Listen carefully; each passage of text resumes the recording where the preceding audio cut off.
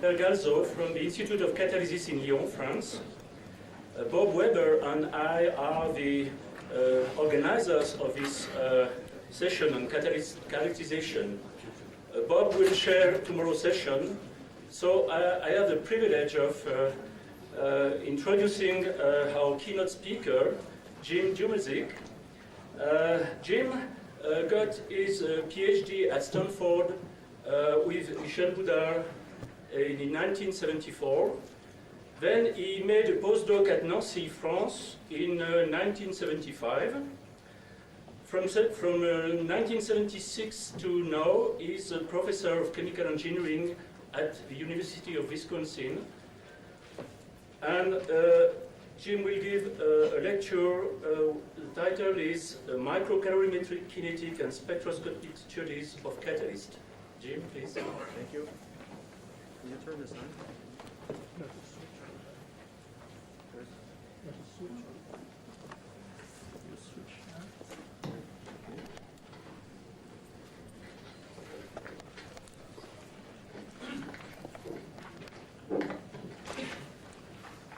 Well, thank you very much for this kind invitation to come and speak with you.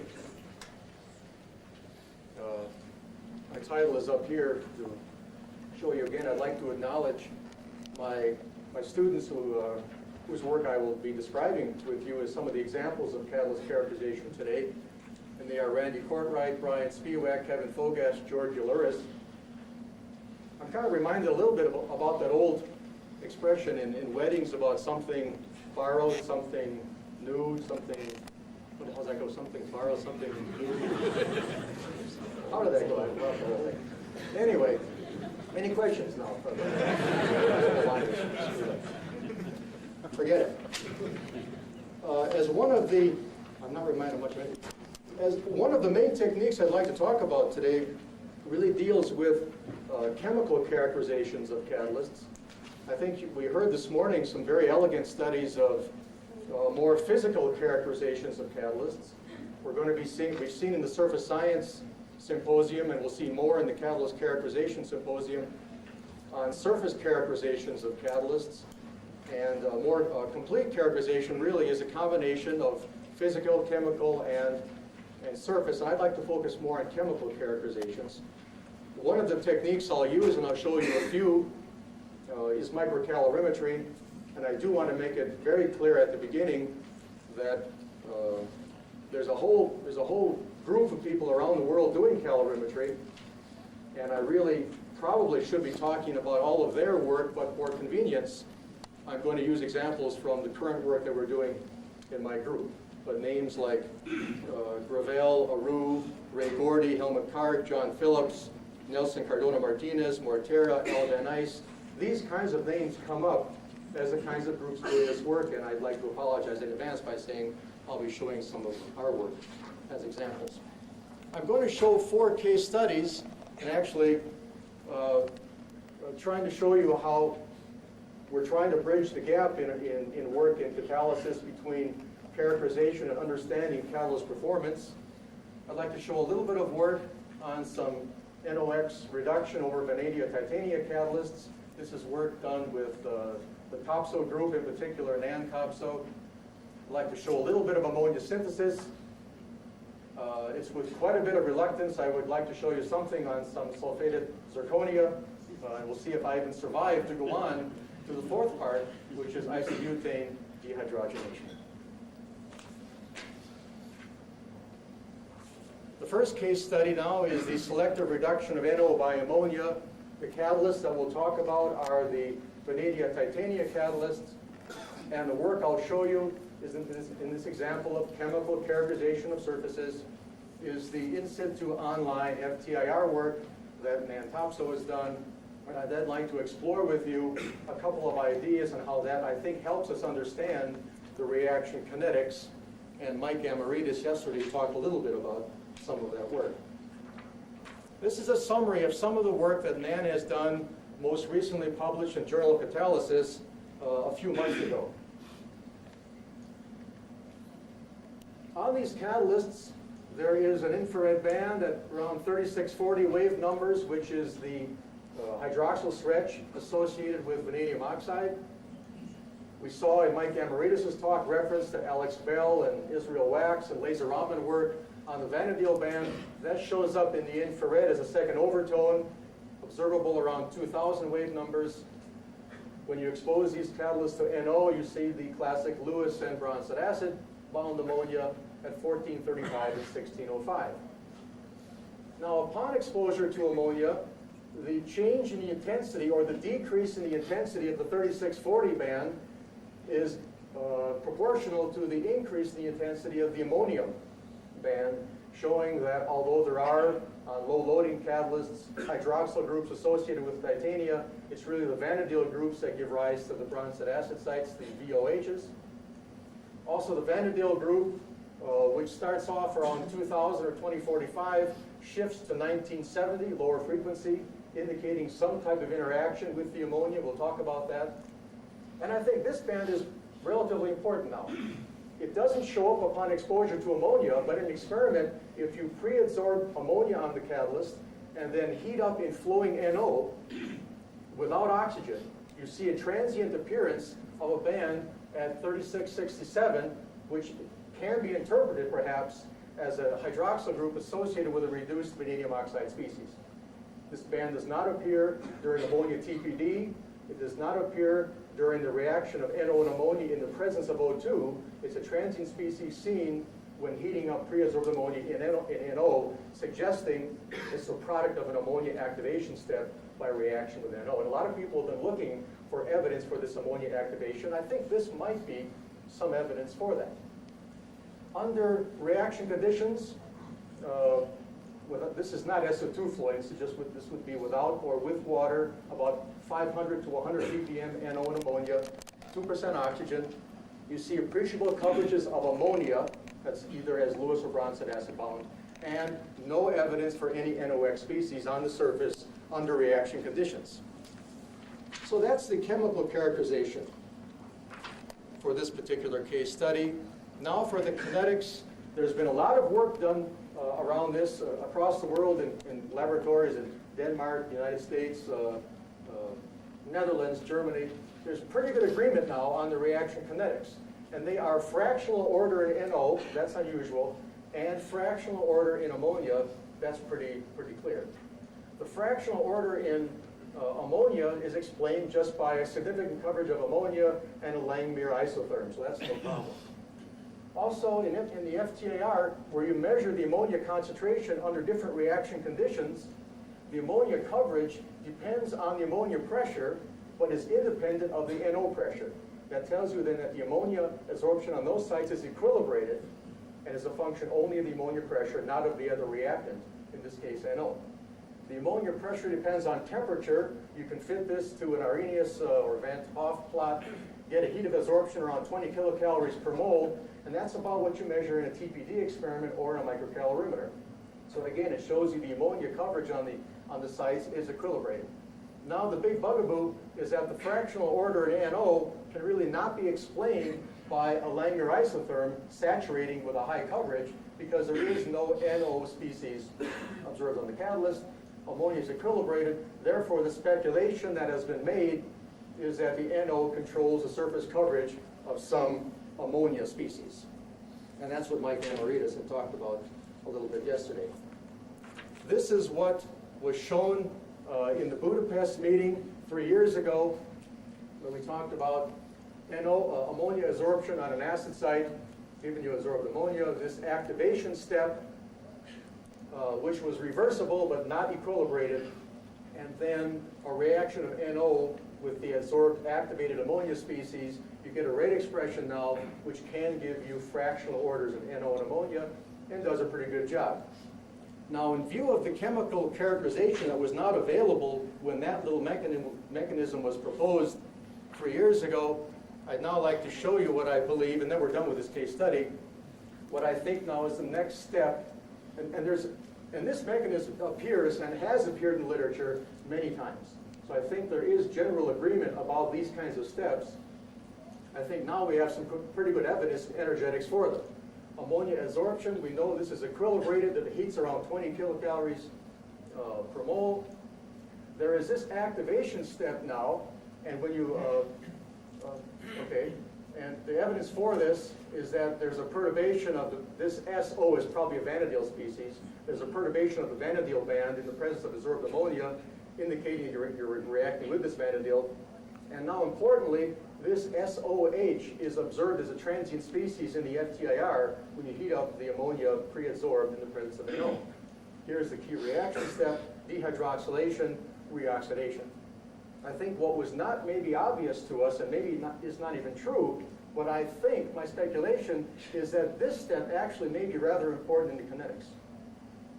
Because when you have very low water pressures, this step is going to be irreversible, and the hydroxyl coverage is governed not by the water pressure, but again by the ammonia activation step. As you go to high water pressures, then this step becomes reversible, and you get different kinetics. This is part of the effect of water in the reaction kinetics. The other part effect of water is, as Mike Amorita said, undoubtedly competitive absorption of water on the active sites. I'll now leave this case study, but say if you just go through the little bookkeeping and try to do some kinetic modeling using this mechanism, you can do a really very good job in fitting lots of the data available in the various groups around the world doing these kinds of measurements. So I think these steps, although there may be some details on how they should be written differently, this mechanism does capture a lot of the chemistry of that particular reaction. And I'd like to say the way I think we get there is a lot of just good chemical characterization, in this particular case, the FTIR.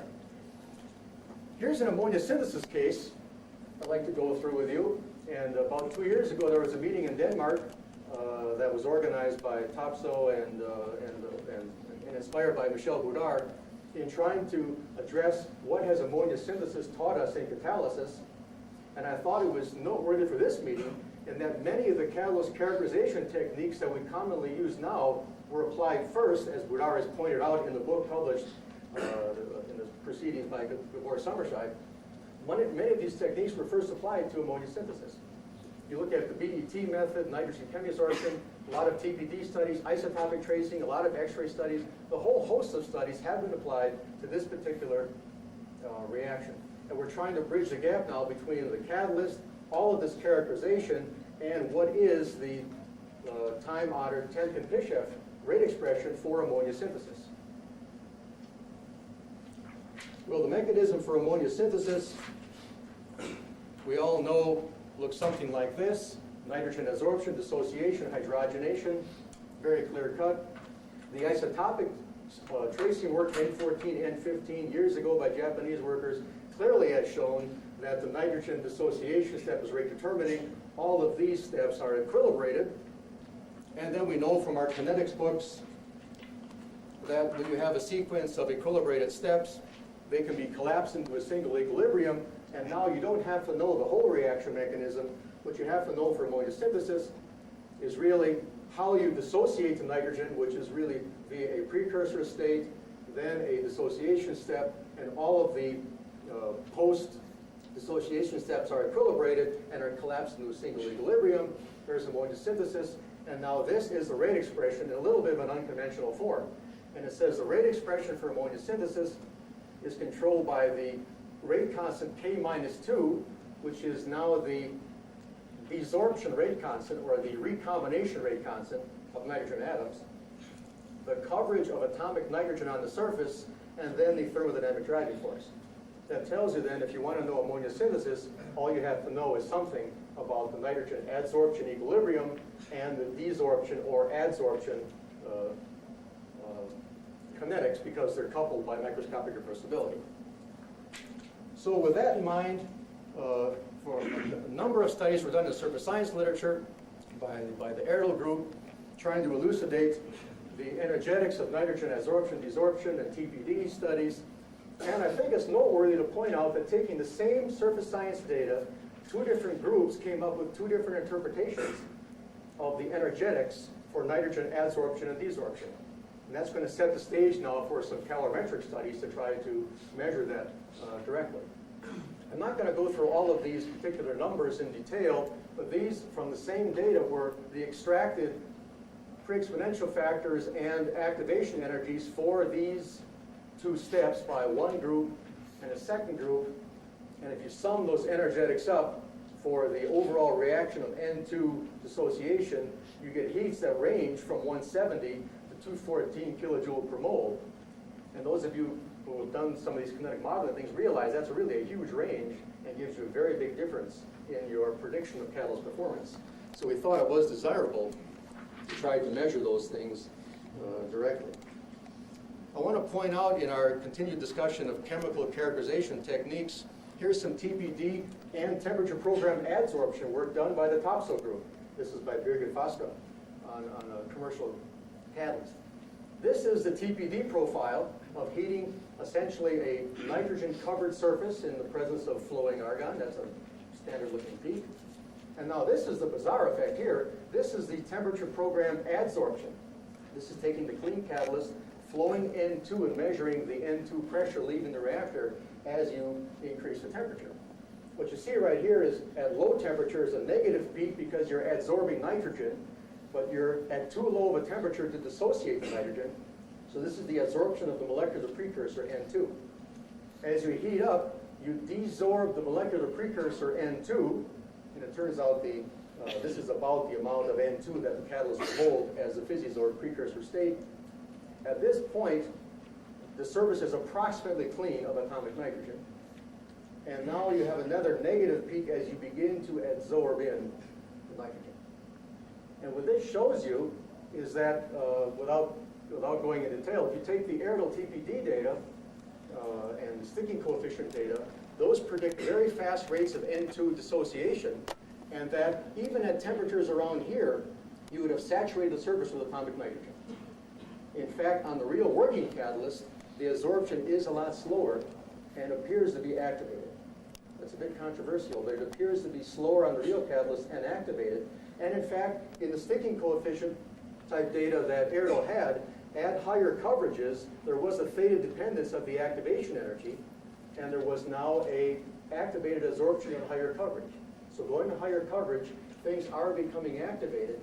And what that tells you is that if you take now the TPD data and try to extract the heat of adsorption, you really have to know what's happening in the adsorption step. And it really is a non-trivial exercise to extract energetic information from the TPD profile alone.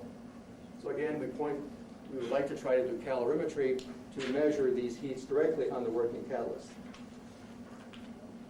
I want to show you how we do it in this one slide, because I want to point out that the first thing we did in our calorimeter, and again, we did the same thing that all of us do in calorimetry, is we have to make our catalyst and equilibrate the calorimeter for a couple hours to get a stable baseline.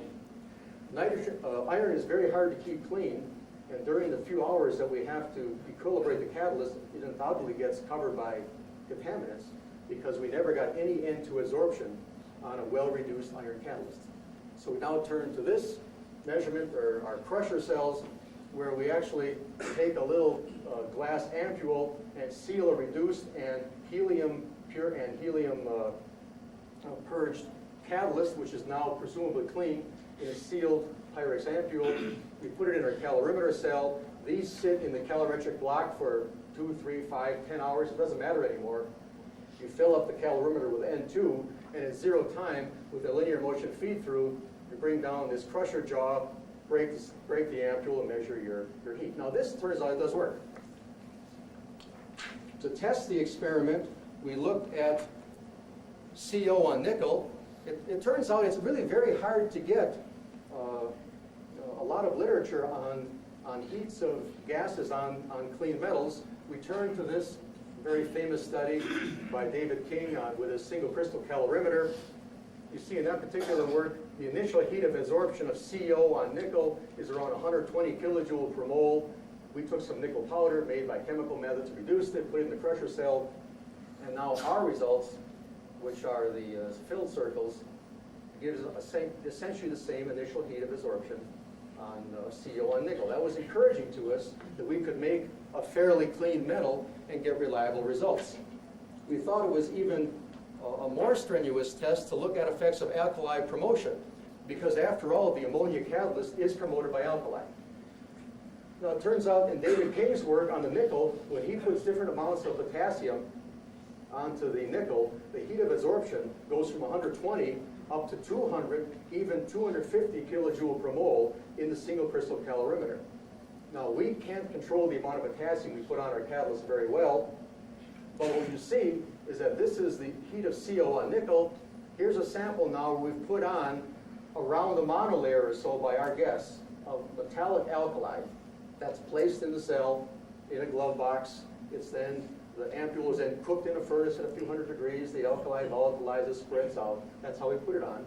And in fact, the heats are very high. If you now take the catalyst, expose it to air, re-reduce it now in hydrogen, you get much lower heats because you haven't been able to effectively reduce the alkali down to the zero valent state. I can also point out, if you take this sample and instead of looking at CO directly, dose on small amounts of O2 in the calorimeter, you stoichiometrically wipe out these strong absorption sites and go back to this weaker absorption, or even remove this. So I think this is pretty good evidence that we're making fairly clean samples for our work on metal calorimetry. And now here's the final result, and then we're done with this particular case study. These are now our measurements on the heat of N2 absorption on iron. And you can see we've looked at a singly and a multi-promoted catalyst. These values come in around 200 to 210 kilojoule per mole. And I think what's most important about this is that the heat is not constant with coverage, but the heat right from the very beginning drops with coverage, indicating we have a non-uniform catalyst. And in fact, as at this meeting that Professor Boudard organized 2 years ago, the point was being made that to get the Temkin-Pishev rate expression, you need a non-uniform surface in that derivation. And in fact, I think we have here some pretty clear evidence for a non-uniform surface and a good estimate for the initial heat of absorption. And we're working more on this as we go. But that's that case study. Now for the third case study, and probably the last, because I can tell a certain amount of anger. I can feel it out there after my first line was blown, that you're not a happy audience. This is that sulfated zirconia mess that we just have looked at briefly. I want to give disclaimers here. We're not in this business. We don't know what we're doing. Say it again. Anyway, we'd like to bring in a little bit. There's been a lot of studies of this system, and it's really tough in reading literature to figure out how to characterize these elusive sites. So I'll give you maybe some clues about why it is such a tough system. I'm going to show you some calorimetry, but more importantly, what I'd like to propose to you is that we can use a calorimeter to go back to the old method of just doing selective poisoning, counting sites by selective poisoning, using the calorimeter as a roadmap in that poisoning. Let me show you how we got into the business. If I have to blame anybody, it would have to be Ed Coe. If there is if we're looking for a scapegoat, let's choose Ed here. He made a couple of catalysts. These are published in Journal of Catalysis by solid gel methods. They were activated in different ways to make different amounts of Lewis and Bronsted acid sites. We ran them in the calorimeter. This is ammonia adsorption at 150 C.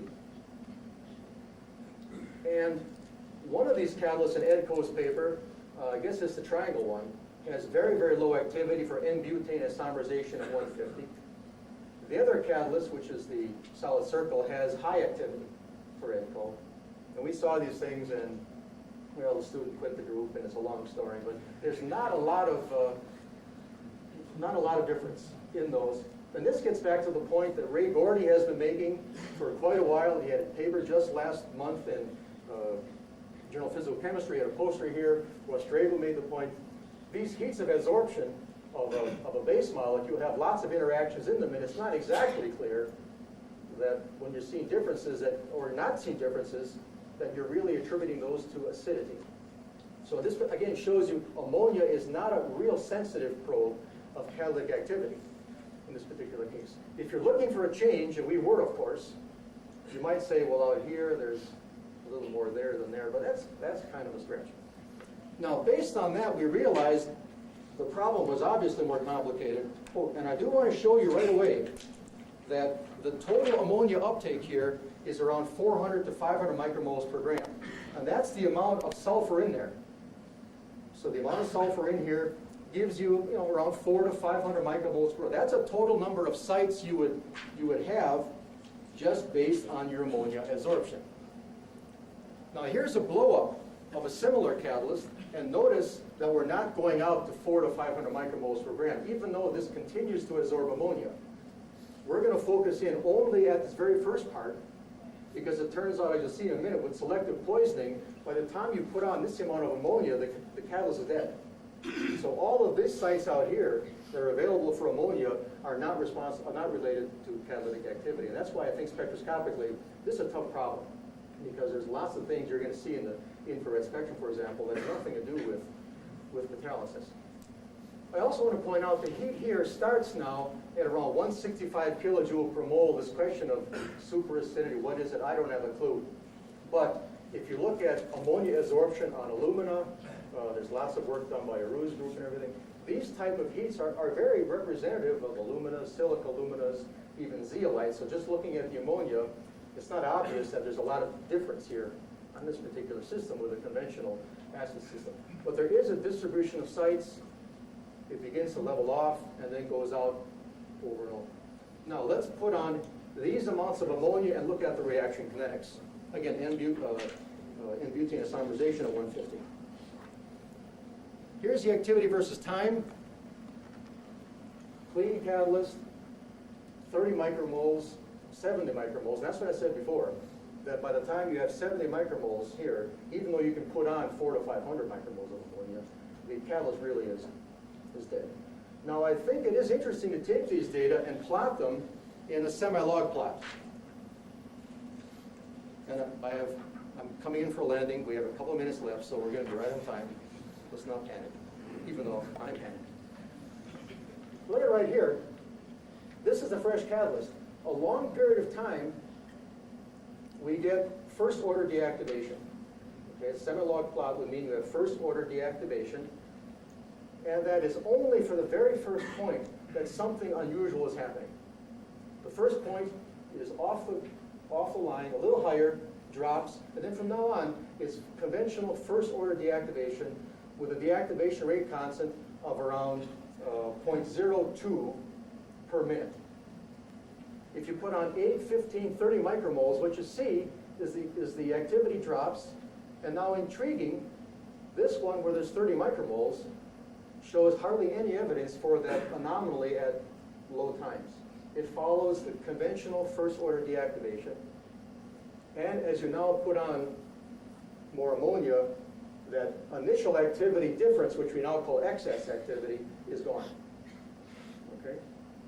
And now, from now, all you do now, you just keep on following first order deactivation for an ever decreasing number of sites. And that we show right here. Here's a plot of the initial activity divided as the standard activity, which is the activity you get by extrapolating the linear deactivation line back into time.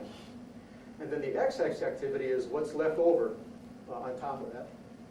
And you can see for the strongest acid sites, however this thing happens, for the strongest acid sites, the ones that are first absorbing ammonia at around 165 kilojoule per mole, as you wipe out those sites, the most important thing you do is you get rid of this initial ability to have high activity, which is lost rapidly with time on stream. And as you go to the weaker as you now go to weaker and weaker acid sites, you have a progressive decrease now in a very monotonic fashion of the standard activity. And by the time you put on 50 micromoles per gram, the catalyst really is quite inactive. And if you take each of these black bars and take the change in activity divided by the change in the ammonia adsorbed, you get a measure of now the turnover frequency. This is the activity per site as killed by ammonia. And that's around 0.02 per second. So 150 degrees for N-butane isomerization. On this catalyst, the actual turnover frequency is around 0.02 per second. All the sites do that with heats above around 125 or 130 kilojoule per mole. Any sites that absorb more weakly than that show very, very low activity. Well, my time and your patience have come to an end, and I'd like to close by saying I've tried to show you in some examples a more chemical characterization approach. And I think we all realize what we have to be doing together is combinations of good chemical, physical, surface characterization to bridge the gap between making catalysts and making good catalysts. Thank you.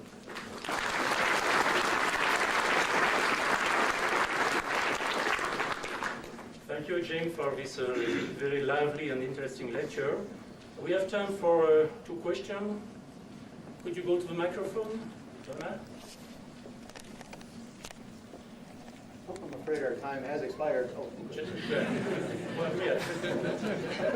Don Buck from the Mercury Company. I'm going to talk about the one that you didn't want anybody to ask questions on. Actually, it isn't what I want to talk about. But I want to ask you, if you, it might be problematic experimentally to try to set up, but have you done any, or can you think about trying to measure heats of reaction? In this case, wouldn't be good because isomerizations aren't going to give you much heat, but when you're showing that interesting activity, you've got several different regions, and it's difficult when you have to sample to get the points. You're never going to have the kind of accuracy that you have in continuous measurement in calorimetry. If you could get, for another reaction where you have significant heats, you might be able to do some very nice, this is extremely nice work, but you're still one step removed from the actual reaction because you're measuring, you have to still relate your measurement to the reaction, your measurement of an absorption heat to what might be happening in the reaction. And it might help to solve some of these questions about why is the catalyst dead in one case when the heats of absorption was the same.